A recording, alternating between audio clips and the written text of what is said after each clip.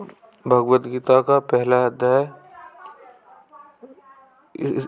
श्लोक नंबर 17वां और 18वां।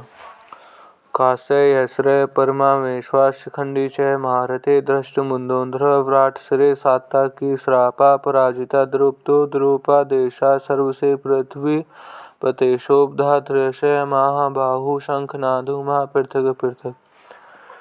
इन दोनों का अर्थ है, हे राजन शेष धनुष वाले काशीराज और महारथी शिखंडी तथा धृष्टद्युम्न एवं राजा विराट और अजय सात्विक राजा द्रुपद और द्रौपदी के पांचों पुत्र तथा लंबी लंबी भुजाओं वाले सुबुद्धि पुत्र अभिमन्यु सब ओर से अलग अलग शंख बजाए।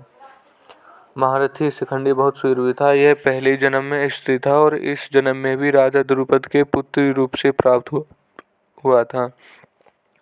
आगे चलकर यह शिखंडी स्थाक पूर्वक नामक राक्षस से पुरुषत्व प्राप्त करके पुरुष बना।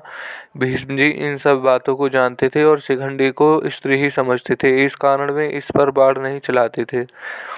अर्जुन युद्ध के समय इसी को आगे करके भीष्म जी पर बाण चलाए और इनको रथ से नीचे गिरा दिया। अर्जुन का पुत्र अभिमन्यु बहुत शूरवीर था। युद्ध के समय इसने द्रोणा निर्मित चक्रव्यूह में घुसकर अपने पराक्रम से बहुत से वीरों का संहार किया।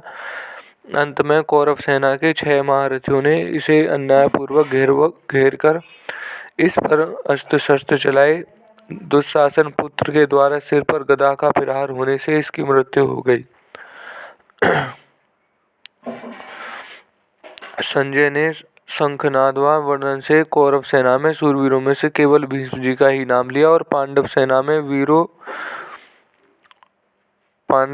में शूरवीरों में से भगवान श्री कृष्ण, अर्जुन, भीम और आदि 18 वीरों के नाम लिए। ऐसा प्रतीत होता है कि संजय के मन में अधर्म के पक्ष का आदर नहीं है, इसलिए वे अधर्म के पक्ष का अधिक वर्णन करना नहीं उचित समझते, परंतु उनके मन में धर्म के पक्ष का आदर होने और भगवान श्री कृष्ण तथा पांडवों के प्रति आधार भाव होने से उनका पक्ष ही अधिक वर्णन करना उचित समझते हैं और उन्हें पक्ष का वर्णन करने से ही आनंद आ रहा है।